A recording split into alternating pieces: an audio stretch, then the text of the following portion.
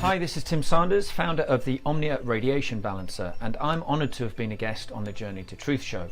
Now, with phone radiation, most people think that because they can't feel anything, nothing is happening. But the reality is that this radiation is causing a lot of stress and damage in your body, and your brain doesn't register that it's happening. The likelihood is that you'll only find out about it when this continuous stress shows up in the body as disease. And this is backed up by well over 10,000 peer-reviewed studies showing that EMF causes serious diseases when they tested it on rats. The OMNIA Radiation Balancer removes this stress. It's proven to balance the blood, it brings perfect crystalline structure to water, and our kinesiology muscle tests show that the body goes super strong when you stuck it on your phone. And it works with 5G. You just order enough patches to cover every radiating device in your home and you're done. It lasts forever. But to be clear, let's not get complacent. We must all stop 5G together. So big thanks and big love to Tyler and Aaron. Click on the link below and you can quickly and permanently bring balance back to your body. Thank you.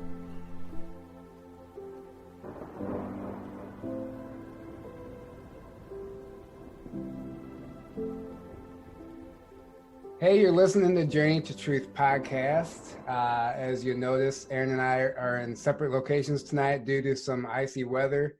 So we're kind of going back to our roots, doing it old school style here. Tonight we have Native American elder Clifford Mahooty. He is an elder from the Zuni Pueblo Indian tribe of New Mexico.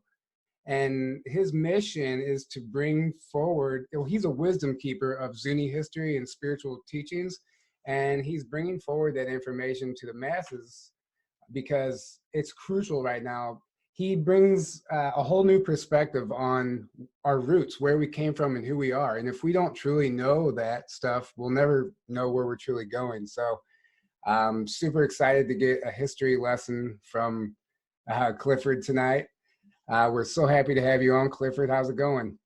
It's going pretty good. Awesome.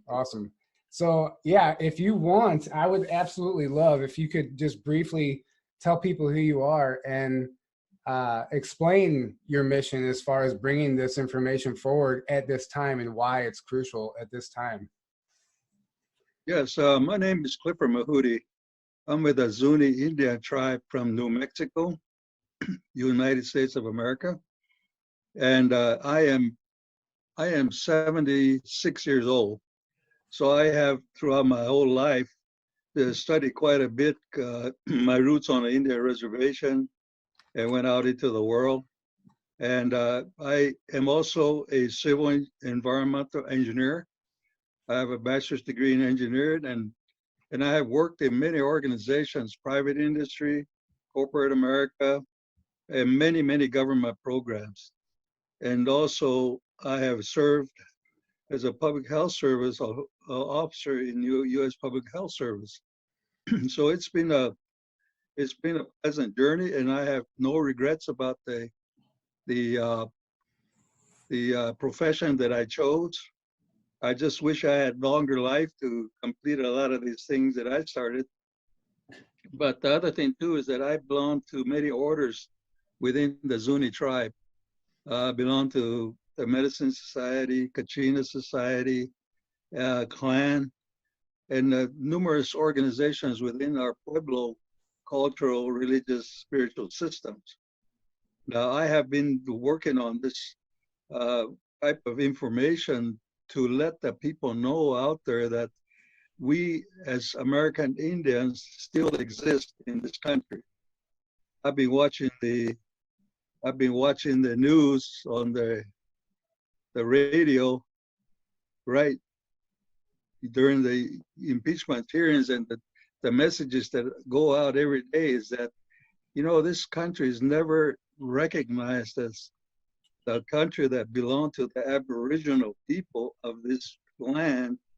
And I am very, very disappointed that every time that they talk about it, is that they pat themselves on the back and how great they made this country.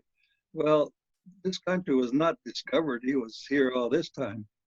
Aside from that, because of this type of disinformation, not knowing exactly what the roots of a lot of the the native peoples are over here, I've taken a personal effort to convey to the general public, the public at large, to state to them, or at least direct them in a way that they can look at the history and find out that the Americans, the Americas, whether it be North, Mesoamerica, South America, there were civilizations here that far exceeded some of the technology applications that most of the world, or rather it was parallel with other systems on the planet. But there are a lot of things that have been destroyed, especially in the United States, where there's no way to trace the history back and to even study them, why they made such an effort to make these different types of say structures, and incorporating the astrological systems, the electromagnetic forces of the earth, and all these other scientific principles that have existed for thousands of years. My ancestors and others, the Aboriginal people, have used a lot of systems for their day-to-day activities, whether it be seasonal work in agriculture, worshiping the stars and all that in the planetary systems. And also, a lot of people don't really understand it. It's the spirituality and the multidimensional systems, which we darling need so hard right now because of our imbalance, not only of mankind, but also of nature in general. So I have been working on, well, I sat back, I retired about over 10 years ago as an environmental engineer working for environmental justice with the federal government. And I worked at that time with 561 federally recognized tribes and other state recognized tribes in the environmental issues, anything that has to do with EPA stuff, the regulations and laws that are on Indian tribes, tribal lands, and also the pollution of activities that are happening throughout the planet. So my mission is especially toward a younger generation, which in the United States, our education system is in the dump. And especially in the American Indian side, where they were forced upon not only religion, but lifestyles and deviation from the spiritual connections, especially with the land, and also within their own social structures. This is very hard to accept because I have studied quite a bit. So the reason I came out, started doing this thing, is to at least have some type of a voice within this whole system of interpretation of many things that are misled by others about the American Indian. I'm a full-blooded Indian, and I have met a lot of Indian people, even though they're not full-blooded. They maintain a very high respect for what the American Indian was all about. And the reverse is true. Some of the full-blooded American Indians are there, but they seem to be not concerned, perhaps because of the way this country has been for the last 500 years. So it's an effort. I did this because it is important that people like myself come out and at least convey some of the missing puzzles, pieces of what this country is all about. And we're now at a culmination of people looking for answers, and the answers have been here all this time. If they did not destroy them, if they had respected the things that the Aborigines of this country had in other places of the world, we would not be in such a bad shape as we are right now. So I'm looking at everything from the philosophical standpoint. I've had a chance to study both the extremes, whether it's from the spirituality or the technological, and in between the people, and many things that make the galaxy, our galaxy, is part of the whole system. And there, everything is interconnected. And right now we are in a situation where we're at what the scientists call, engineers call maximum entropy. We're going in all directions and we're not concentrating on what should be happening. And look what's happening in this country right now. We're in a division where we're at war among each other.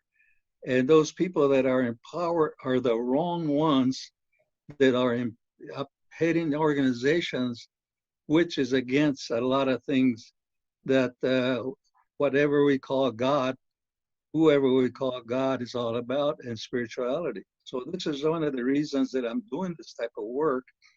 I don't expect anything from anybody. I don't owe anybody anything. They don't owe me anything. And what I do is that I talk at these conventions and other places, and I don't care what they say about me, but because it has to be done in a manner that we have to wake each other up and say, hey, look, let's all look at what's happening, and perhaps we'll all get together and to look at a certain way of adjusting ourselves. And it has to come from internally within each individual. No spaceship is going to come over here and save us. No aliens are going to come over and take us away to the promised land or to a big UFO in the sky. So we have to start within each other. So that's basically the thumbnail sketch of what I'm doing. That's beautiful, man. Yeah, beautiful. Yeah, that's textbook on what everyone should be doing right now. We really should be doing it from the heart center and not expect anything in return. I agree with that. Something I saw or I heard you say in a prior interview, talking about the roots of this country, that our Constitution was actually adopted from the Iroquois Confederacy. It's not even originally our idea, and I thought that was fascinating because this is new information to me. Can you touch on that? Yes, in one of my journeys throughout life, I was married to a Mohawk Indian chief from the St. Regis Band, and this is where I learned a lot from her at that time about the Iroquois Confederacy, how they were set up, the judicial, the legislative, and of course the administrative part, the executive part. And so I work with a lot of people with ancient aliens. If you look at some of the episodes that Georgios Tsoukalos did, he made a very thorough investigation about the Iroquois Confederacy and how the founding fathers took that and said that this is our Constitution. What they did was they took that Iroquois Confederacy way of government and adopted it into, and they call it the Constitution of the United States of America. So I think that that's one source that you can look at. But I have been told that when I was out there working with these people, I could immediately see where the applications were. However, throughout the last 500 years, that's been torn apart because of the conqueror. The colonization destroyed a lot of those concepts, as we all know. Correct. Yeah. Yeah. Something else that just fascinates me is I've heard you speak about before is the kachinas, which are essentially a representative of ETs, of extraterrestrials. At least in your teachings, they were. And I know the ETs play a big part in why we're here. And I think that aspect of it is also very important. Yes, it is. Because I belong to that order, there's a process that we go through as little kids, probably between the ages of maybe 10 to about 15 years old. We have to belong to the order. But the concept of the Kachina, and it's throughout the whole Pueblo system, Pueblo Indian system. Not only that, but also in other groups, say like down in Peru and other places.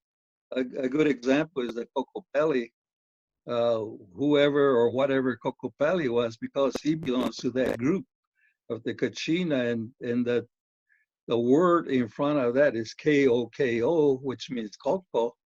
If you go to Zuni and you ask what that word means, they'll tell you immediately that's a Kachina. The Kachina is pronounced in different ways throughout in Hopi and other pueblos. Some places they call Kachina, and other places they call Kachina. So, but it's the same one, and this is the direct representation of what the Pueblo people had to revert to in order to represent the ETs at that time to participate in our activities of the Pueblo people. The reason that happened was because ETs, when they used to come to the Pueblo people and participate in they were the merrymakers, or they used to bring, their purpose was to bring the rain and seeds, but they also did entertainment by song, dance, and other activities. And the reason that the humans had to take place of the Kachina, which were the ETs, was because of abduction. In the old days, thousands of years ago, or maybe nobody really knows, they had to replace the ceremony with representation of the Kachina, or at least the ET, and they call themselves the Kachina. So that's the direct link to it. A lot of our own people do not know that, because a lot of this information has been kept sort of locked up or kept undercover because of the invasion of the Smithsonian group way back in the 1880s, and other groups that really, of course, they also knew about what they did to Mesoamerican brothers and sisters down there. So a lot of this information had been kept silent for a long time. I have been criticized by my own tribal members for talking about these things, but it doesn't make any difference, because it's there, and it's for the future generations. Because that's the reason that I have taken, I knew what was going to happen when I started going out there and doing this. This is not just the only area that I have taken upon myself. I started out in the engineering profession when I was a young kid back in the 50s. So I was also ostracized because I was taking math and science, and so it falls in the same area. So it doesn't bother me. It hurts because if they could only help me, it would be a lot better world for the Pueblo people. So that's basically what it is. Yeah, and Aaron and I and everybody coming forward with this type of information, we all are criticized on some level due to ignorance, due to people's lack of understanding, or their unwillingness to be open-minded, and it is a real issue. So I commend you for doing that, and that's a good advice, to just not care, because it doesn't make a difference what people think of you. Because in your heart, if you're acting from the heart, then you have nothing to worry about. So thank you for doing that, because I've learned a lot just from listening to you speak before and in your interviews, and you bring a lot to the table. And if anything, at the very least, you get people thinking. Well, one thing that I think is a misnomer or not true is that they think that I make a lot of money when I get on something like this, a podcast, or they invite me to a conference. That is not true. Yeah. Even if they took me to the world's biggest event, they don't even pay you enough for anything. Sometimes I do it for free. Of course, they pay for my air transportation and a hotel, but that's all I care about, because the information is far more important than what we hold back or what we ask for in terms of why you got to give me money to give you this information. It's not like that way with me, because I have a lot of people that have provided me a very thorough education, and it's sort of like when we talk about that with the group that I work with, it's service to others. That's what it is. Absolutely. Yes. So have you personally had any experiences with ETs as a child or even currently? Well, I think the biggest one is I even presented this under the Phoenix MUFON. You can probably pull it out of their archives. I did this way last year in September, which would be September 2019, I believe. And it's a 2.5 hour presentation Oh wow. of my encounter with UFOs in Zuni, New Mexico, and it's a minute by minute description. And the title of that presentation is 1 month after Travis Walton. Oh Nice. wow. Travis Walton and I are very good friends. I've Nice. known Travis for some time, and he has been a very inspiring person on my part. And when I first met him, maybe about 10, 15 years ago, I didn't really know who he was until I saw that movie way back in the 90s. Fire in When the Sky. Fire in the Fire in Sky. the Sky, yes. And since that time, I've had good connect with him. But that is probably one of the best features of UFO contact, even I guess you might call ETs. And you can pull that up on the MUFON, the Phoenix MUFON. So it's there. So that's what it basically is that 1 month after Travis Walton, which was in December 6th, and well, actually 5th and 6th. So Travis was in November 5th of 1970. I can't remember the date. 75, I believe. Yeah, 75, yeah. Yeah. 75. So I did not know this, but it's about approximately 101 mile from where his encounter was to the place where maybe about 100 miles on the Arizona-New Mexico border. So if you can pull that up, you can see the whole story on that. It's on YouTube also. Yeah, definitely. So Nice. if anyone who's listening, go check that out because we don't have 2.5 hours to go minute by minute now. But No, I'm just talking about it's there. yeah, that's amazing. Yeah, So I'm you, gonna check that out. so you have had experience though, which is probably part of the reason why you're compelled to talk about it. Because I know that's my reason for talking about this stuff because I've had personal experiences that I can resonate with and relate to. Therefore, it makes me comfortable coming forward. Well, here's another thing too. All native peoples or native uh, Aboriginal peoples, whether it's here in Mexico or United States or all throughout the whole planet, whether it's in Australia or Japan or wherever, they have all the Aboriginal tribes is a direct connection to what we call the star people.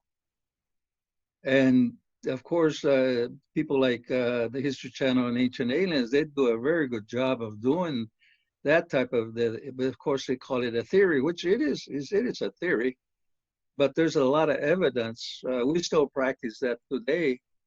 And it's a whole ritual. If you look at the Dogons in Africa, they still go through the same thing. You look at the Indians down in Mexico, the Veracruz people over there, that every ritual or every enactment talks about the star people come in, what they did, and then they're leaving. There was and they're still here. The only difference between the humans and them is that we only see a small spectrum, and we're only limited to limited to dimension. If you look at the dimensions, and it goes on forever, and it's been scientifically proven. I've studied a lot of science on that, but every time when I look at a formula or an equation or whatever, and they explain it, and I said, heck, the Indians already knew about that.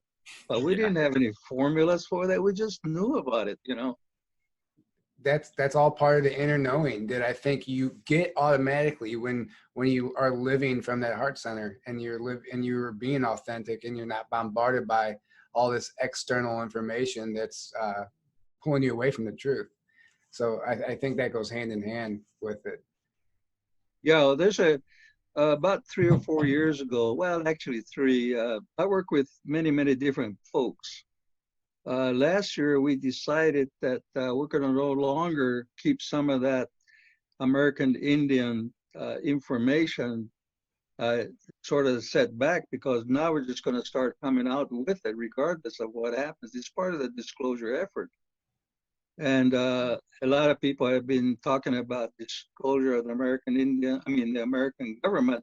It's not going to happen. It has to be done by people like your groups that are in the on the shows, people like myself that are not concerned about being sent to a prison, or because it's here, it's always been here. It's just that we've been lied to for so many years. And having been born and raised on an Indian reservation, I can, there is so many lies that were told us. And then when I started reading history, they actually excluded a lot of this information that our people have known for thousands and thousands of years. If you look at the Grand Canyon itself in Arizona, we did a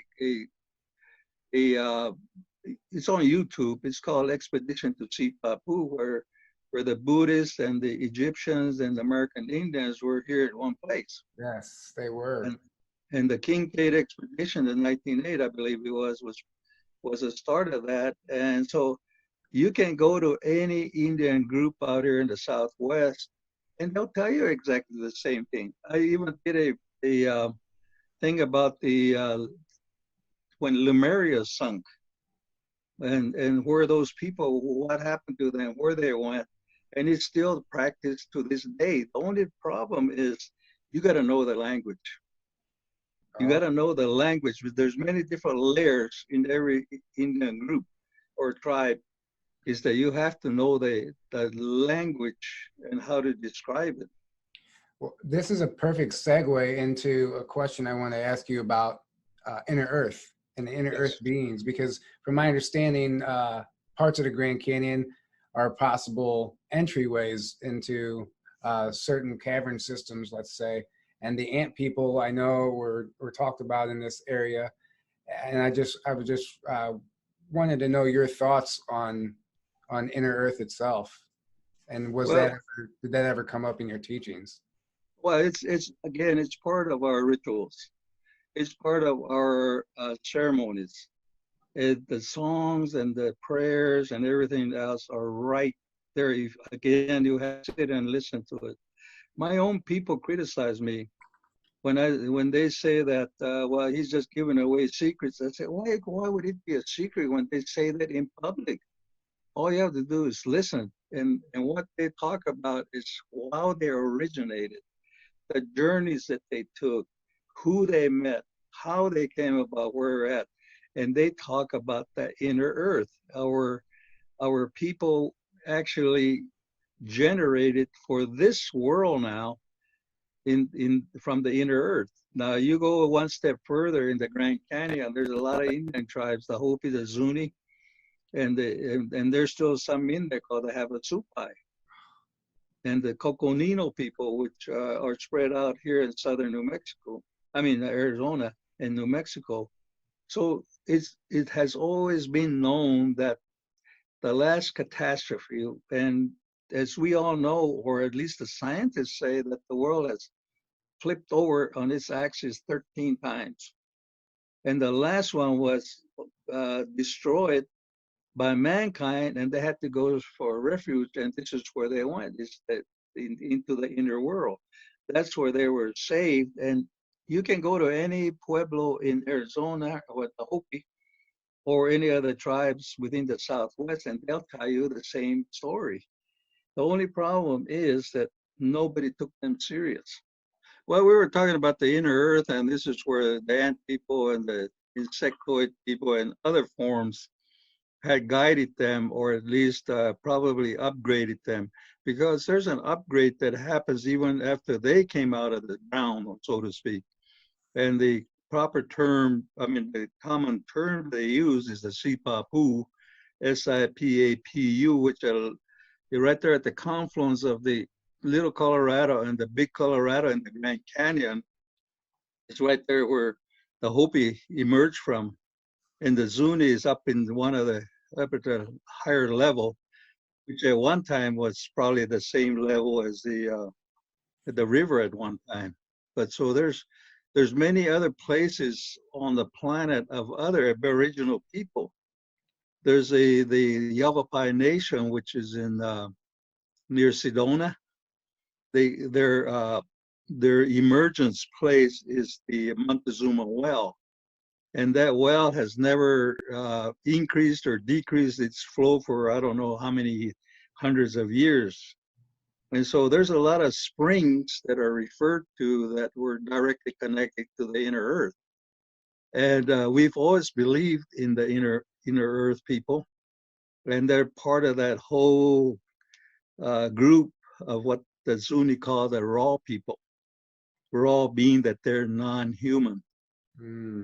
So they also the analogy that I give or comparison is that when you talk about magic, you know, like Chris Angel and Copperfield and all those, they're illusionists.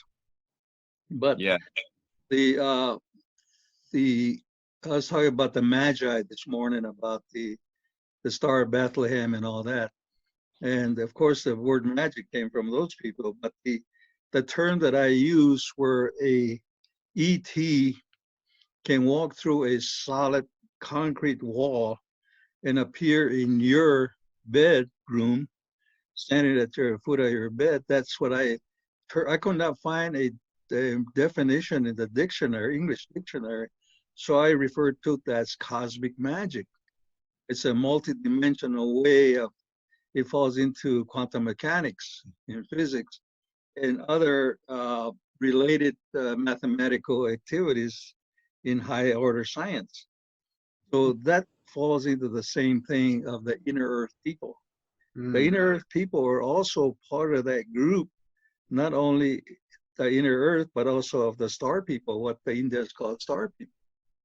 So actually the American Indian population have always got connection to the star people and where they come from, including Bigfoot. I was going to ask you about Bigfoot. Yes. So that if you look at all the information, the real good information, not the stuff that these guys do, you know, those guys like what a Bigfoot hunters or whatever, you know, that's just to make money. And but the real thing is that I have had encounters with Bigfoot, but you can never tell where they're at, and you can't even track them sometimes because they'll disappear in front of you. You've seen that. I mean, there's volumes and volumes of information. So they go into they'll go back in and out of it, but they're also keepers of the planet to keeping control. Wherever there's a UFO, ETs around, there's always Bigfoot. So they're all connected, even the little people. All Indian tribes have history of little people. You know, they're about 2 or 3 feet high, and Zuni, they call them if there is like an earthquake or something that happens with the earthquake, those are the first ones that will come out. And so but again, they're in a different dimension, which humans have no idea of what it really is. You know, you can only prove it probably or theorize it in a mathematical equation, but it's pretty tough. Yeah, in order to actually comprehend it and wrap your head around it, I don't think we have that capability quite yet. I think we're on our way, and I think certain people, the veil is thinner for them, so they can see into these dimensions sometimes, and these are the people that have the experiences. And as far as walking through walls and stuff, I think so everything is vibrating at a specific frequency. It's frequency. So, absolutely. So Yeah. when a being can match its vibration to what we would refer to as a solid, that's no longer a solid to them, and they can pass through it as if it's them. It's really, it's complex, but it makes sense when you look at it from that perspective. Yeah, well, you know, that's another thing too, that when we talk about multidimensional uh, stages, I think there's a lot of people that are on the wrong track by taking stuff like ayahuasca and all these different plant drugs. I mean, you know, all you're doing is you're just confusing your mind. I think that because if you are part of that, you'll be shown. You don't need no drugs. You don't need no anything because it's already exists. It's just that we haven't. They have taken away those. They have taken away those keys, if you want to call them that, or information systems, and they're locked up in the Vatican. They're locked up in Smithsonian and even Area 51. Yeah. So so these are the reasons why they're holding in power, and that's what they're afraid of losing, is that you look what they did to Tesla with free energy. You know, we don't have to. It's right here. You know, so I think that's another reason. It's because it falls in the category of religion, which is man-made, and so it falls in that same category. Yeah. And so there's no punishment anywhere. It's you make your own destiny is what it amounts to, but they don't want to admit it. So Yeah. this is what the inner earth people are all about. They're with us. You know, this is really, it kind of puzzles me, because when you're out here in the desert on any given night, you can walk out there, you can see UFOs. However close you want it, or however you want it. I guess maybe it's called manifestation, or some people just have it and others don't. They can't. I've taken people out there to the desert. I've said that, hey, here they come, and there'll be about 5 or 6 of them, and whoever the guy I'm with, or maybe 2 are out of 10 or 12 people, they cannot actually see it. I don't know why. I mean, this is another reason that maybe they don't have an open heart or open mind or whatever it is, but they're here. There's others that are on the other side that they can actually talk to ETs and Bigfoot and other different beings in front of you. I've seen it happen. And those are the ones that perform practices to cure a lot of human beings, because that is also their role. I'm smiling. I'm smiling right now because this is resonating deeply with me. I know exactly what you're talking about. I know people that are in communication, Mm-hmm. and the information they come forward with, or that's channeled through them. Yeah. It just can't be taught in our education system. No.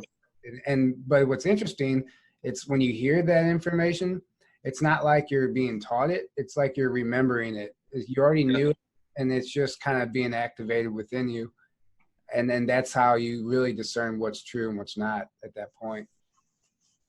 Well, you know, I talk a lot about reincarnation, and also about the human body is just like a uniform. The soul is the spirit is the one that carries on. And a lot of times, you know, I've had that experiences many times in many different situations where I would know exactly what was behind that mountain, and I've never been there. So I would say that, and then I would explain to my friends, and they say, oh, they just laugh at me. But when we got there, I say, well, you were here before, that's why you know. I said, no, I've never been here before, and that type of thing. You know, it's all humans have that. It's just that they were closed up even the day they were born. Mm-hmm. Well, You know, it starts with the vaccines. I mean, what they put in our bodies is not compatible with our bodies, and therefore, right off the bat, we're already fighting something that's not natural, and it just starts a cycle. It's a snowball effect. well, it's even introduced even at the time of conception. You remember several years back, maybe 20, 30 years ago, I think it was either Scientific American or one of those high scientific magazines I used to subscribe to. They talked about if you play Mozart when you're pregnant with your child, the baby when it's born will be more passive than if others that did not nurture their baby while they're in there. And I said that at that time, I threw that paper and I said, hey, the Indians have known that for thousands of years. What's the big deal? So it's all, and also the other thing too is that the vaccines and I'll give you a good example. I'm not a medical doctor. I don't claim to be anything, but when the first thing that I have seen, whether it's true or not, because I've never been in a room where a baby is born, but the first thing that they do, the doctors on delivery, they slap the kid to make it cry or to wake it up. No, I have never seen an Indian family do that. The reason also is that that baby is still connected with the umbilical cord and also the soft spot on your head when the baby is born. It's still being downloaded. And that's why when you're an Indian kid and you have a little brother or sister that's a baby, you're told not to touch the head of your little brother or your little sister. So the grandmothers I would ask, of course I was always curious, I said, how come I can't do that? He said, because he's still with the other world and he's being, what the term now is, downloaded. So these are basic things that a lot of people don't understand. And so these Western medicine practices are just way above something else. All they have to do is come back and listen to some of the practitioners of the natural birth. And also the other thing too that I explained about that, there's a juniper tree outside my house right here. The grandmothers taught me you take the juniper tree leaves and the berries and they make a pot when the baby is born. And they give the mother that warm tea made from that. So I asked my grandmothers, how come you give that to the mommy? They said, well, later on I found out that it cleans out your uterine tract, the afterbirth effects. And then the other thing too that I learned later on was that it also has a birth control element in there or compound in there. So all Indian kids were usually 2 or 3 years apart. In my generation, there was no back-to-back babies that were born. So there's a lot of truth to these old practices, which they dumped when Western medicine came about. Just like marijuana. Marijuana is a good medicine. Now we're going back. Absolutely. That was, and from my understanding, cannabis was gifted to the planet from the Star People. Yes, absolutely. And other planets also have similar plants like this to help assist with I guess humanity on their planet. Well, the way the Pueblo people use that is to make the connection in a spiritual communication. Because it also when they ask for rain, it's a tobacco or a plant that they use to make direct connection. So we used to kid about it. They say, "Oh, what's that guy doing?" I said, "Oh, he's talking to the spirit people, but he's smoking on his marijuana cigarette, So anyway, there's a lot of things that are so basic. That's why I'm doing these things, because there's so many things that are so common, plants that you can go out there. My grandmothers, my grandfathers, and all my elders used to teach me.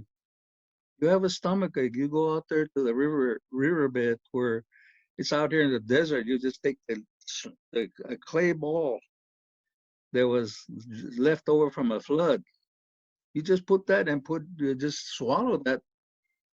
5 minutes later, your stomach ache is gone. That type of remedies that are all over, but we're too dependent upon, like the pharmaceutical people, because all we're doing is poisoning our bodies with that.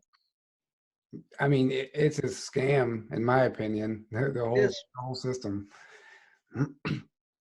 That's so fascinating. Honestly, this is one of the most fascinating interviews. I resonate so much with Native American culture and history. I don't know why, since I was a child, and I'm absolutely fascinated with it. So to have you on telling us about all this stuff is just amazing to me. So thanks again. Sure. And another, Yes.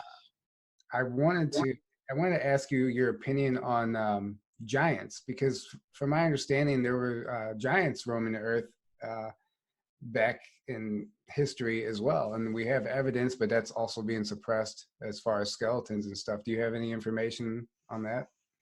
Well, one of the things that I work with people like Brad Olson. We were and others. I can't remember Crane and some other guy that I helped them work with it, and of course the Ancient Alien bunch. But one of the things that we know is there's a record of giants in all petroglyphs. If you go to the petroglyphs anywhere on the planet, you will see giants. Now, giants are bigger, at least maybe anywhere from maybe 1 to 3 times bigger than Bigfoot. They'll have Bigfoot right next to or within that same petroglyph area where Bigfoot is there, but on the other side will be uh, the giants. And we have history of giants. One of the theories of the Chaco culture being or they just vacated. Nobody knows where they went. Is where the red-haired giants, Yeah. which are a lot of them are still buried in Nevada. And I know of a lot of people that have told me about. They won't lie to me because we're all professional people, and they have been doing that. I mean, they were born and raised there. They know where they were buried, but they just leave them alone. And yes, there were giants, and even in the Bible and other histories, they talk about them. But and even in the biblical Goliath talks about that. So yes, the American Indians have known about the giant people along with Bigfoot and other different types of, I guess, bigger people, or they were half human or whatever they were. And that's a good quick reference to this is the giants, and we have stories about it, legends, and including that's one of the things that they scare you with when you don't behave when you're a kid. They call them ogres. The ogre will get you, and there's a lot of history from other Indian tribes. It's kind of disappeared. That they talk about, capturing or cornering the giants in caves and smoking them out. Are there any tales or stories that were told to you as a child that have always stuck with you, that have always remained, that you would mind sharing with us, like an old story that would be told to you as a child that has just been passed down? Is there anything like that that you still remember? Well, one of the things that one story was about. Uh, let's see, what was his Zuni name was, but he was like a giant, but he lived outside the rest of the population. And this was probably way, maybe 300-400 years ago. That was the only one that's left, but he was huge, according to the stories.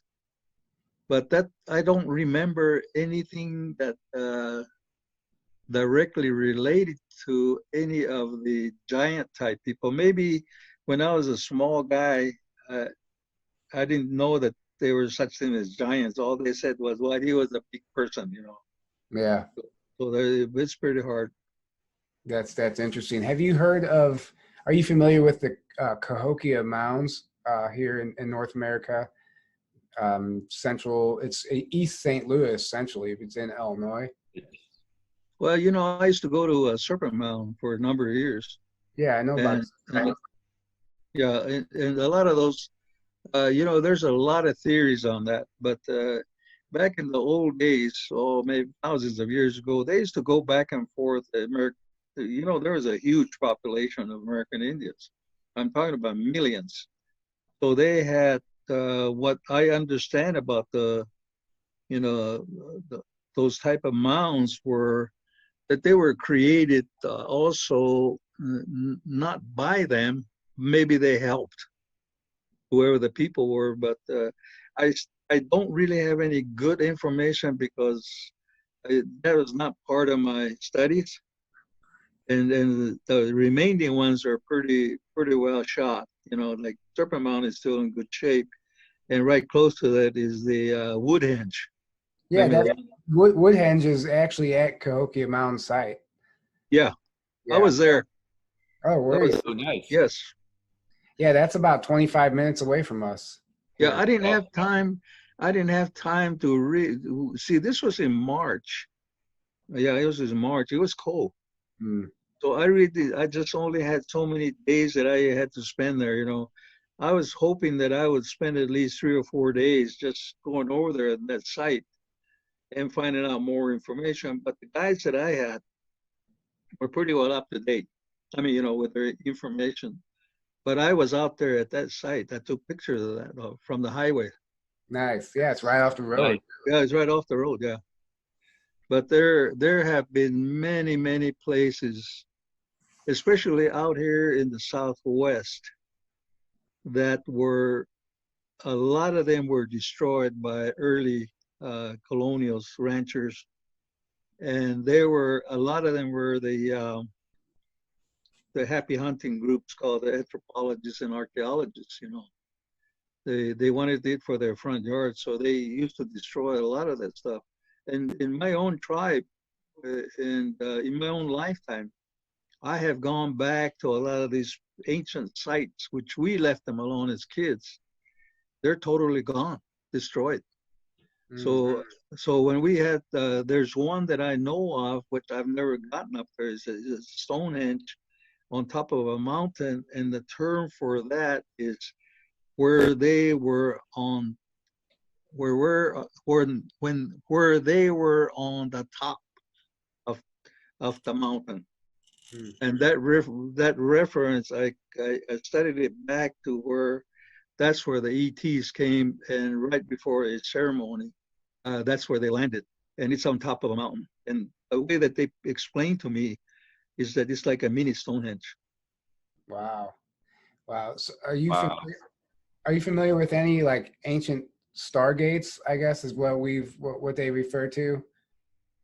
Yes, Los Alamos is the biggest one. Right here, right there in Arizona, is what they call the Kachina Stargate. But I've been criticized because they're all over the world. I mean, you know, this is. Yeah. But I've never been to either of those places. But all I do is know about it just based upon the information that are uh, recited in chants, songs, rituals, and they know exactly. And it's all part of the star system. It's all reference to the star system. Basically, Orion, Pleiades, and others. They're all connected to the star systems, constellations. Yeah. And it just fascinates me. It's just that everything was just common knowledge back then, and we're fighting so hard, you know, getting in arguments with people about it existed or it didn't exist and everything. And like you said, it's always been here, and it's just amazing to hear somebody come forward like you and just like say it like it is, and just like eliminate any questions. It's like, no, this is what happened. Well, Yeah. you know, that's one thing that I haven't written any book. I've been asked to write books, but I don't have time. I'm retired and I'm lazy. That's funny. I thought I thought it was funny when we were having technical difficulties and I asked you, didn't they teach you how to use the internet in the Hopi teachings? And you said, oh, I went fishing that day. It cracked me up. That's amazing. So I know that Native Americans had a connection with animals.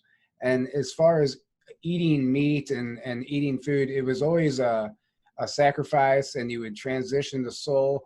Can you touch on that a little bit? Well, again, we're talking. Remember, I said that we have a lot of respect for raw people or raw things, everything that is not human, whether it be an insect, an animal, or a ET or whatever.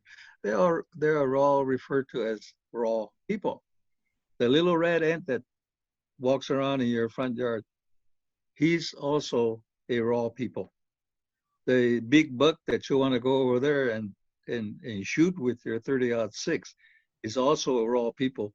Yes, we have rituals like they were provided by the Great Spirit. In if you want to be like an Indian, the Great Spirit provided us, you know. So we take everything that's part of our survival, but they only take what is needed.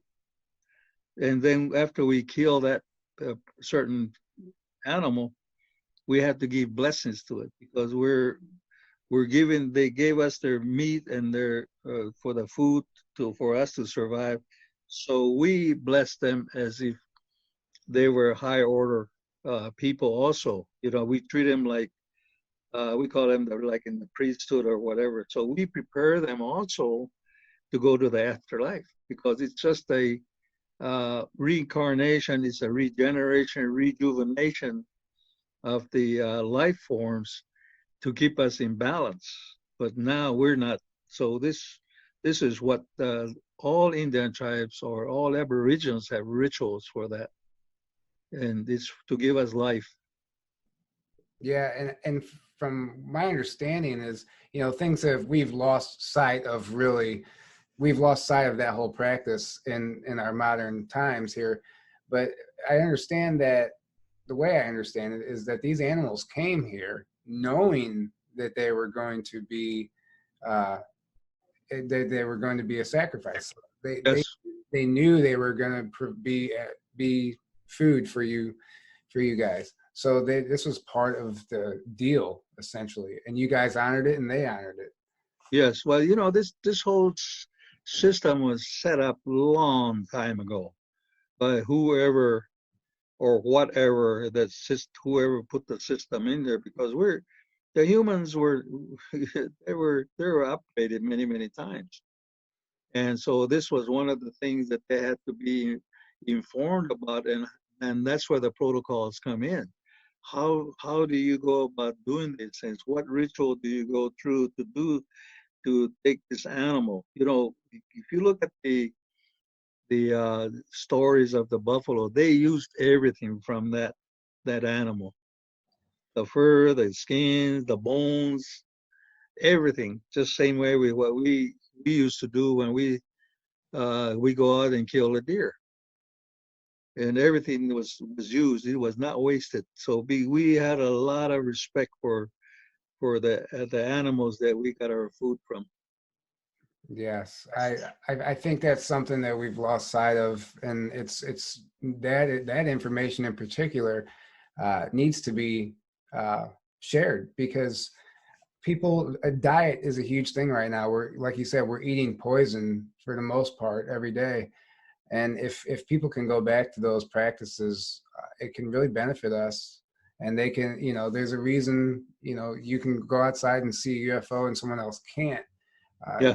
Because you have that respect and you're existing in that oneness when everyone around you might be programmed otherwise, and it might not even be their fault.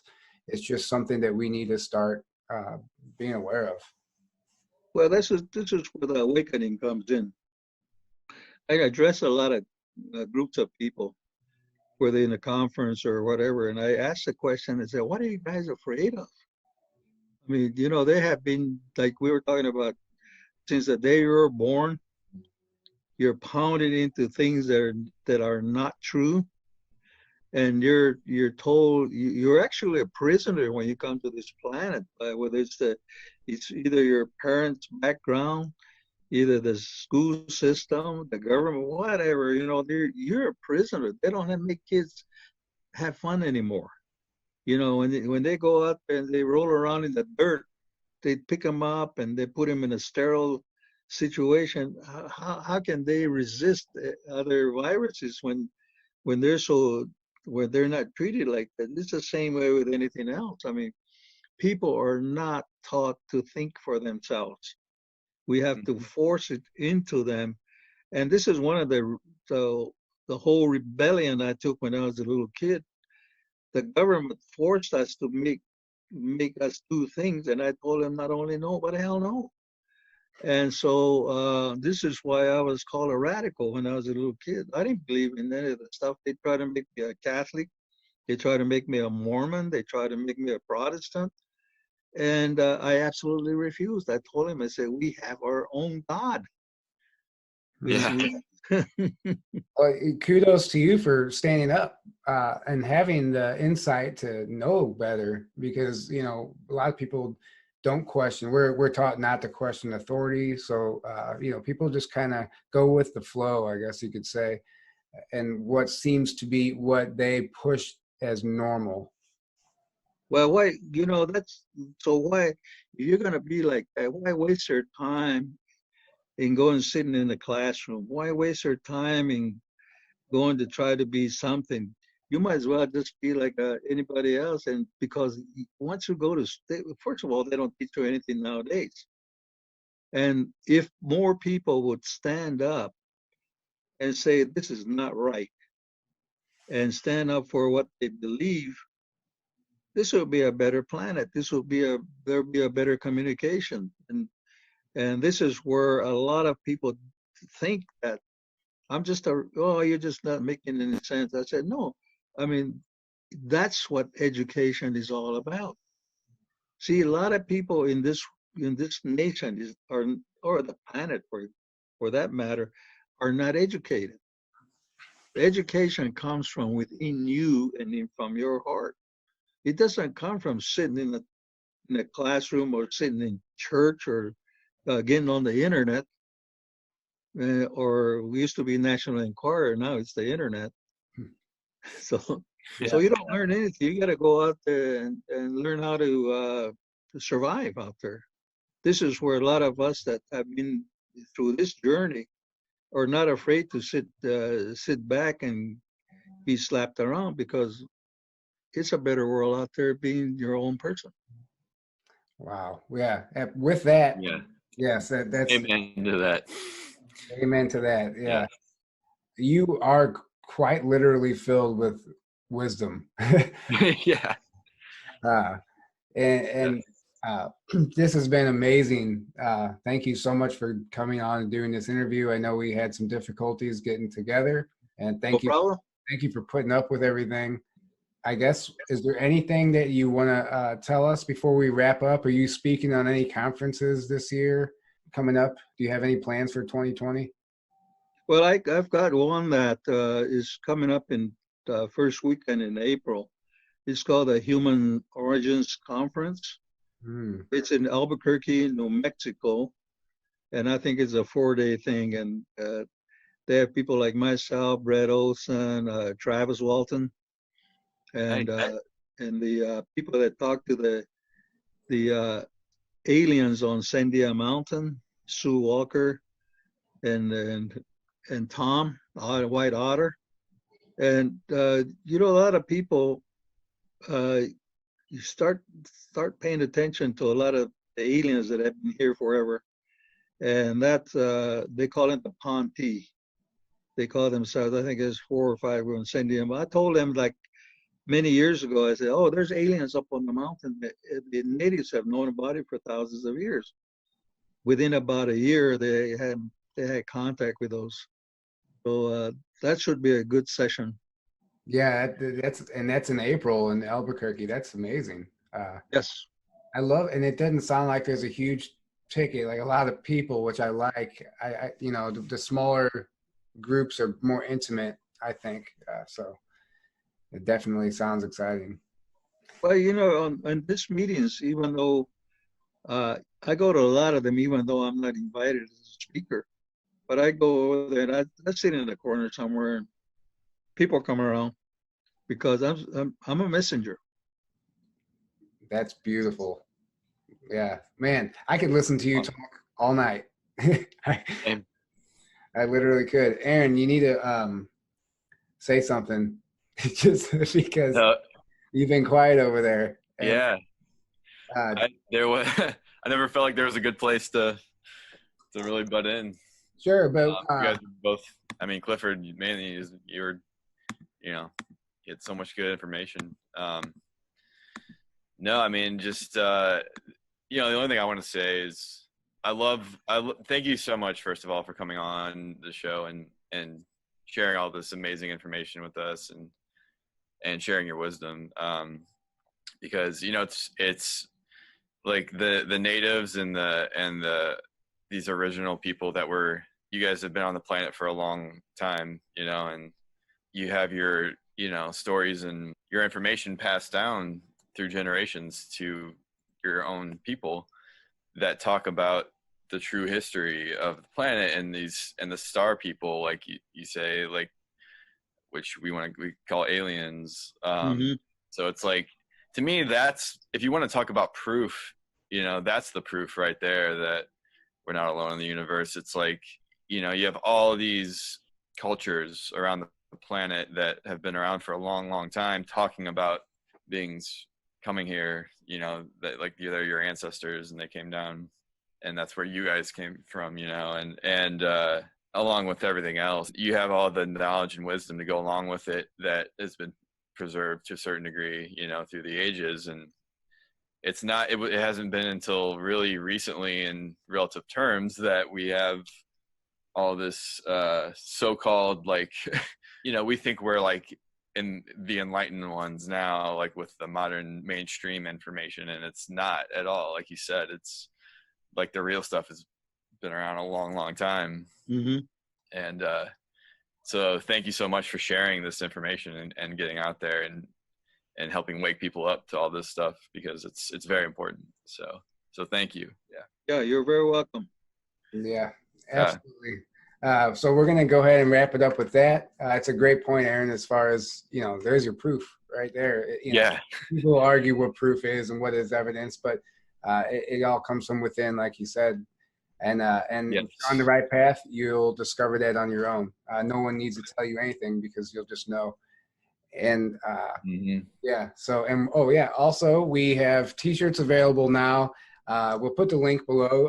Teespring.com. We have 2 designs available that Aaron created. They're awesome. So if you feel compelled to buy a t-shirt, please do. The OMNIA patch that you put on your phone to block the radiation, it works. It literally stopped my chronic headaches that I didn't know how to cure. I had headaches every day. It turned into migraines. I had to resort to Western medicine, as you would say, just to help. And when I put this patch on all my devices, my headaches went away.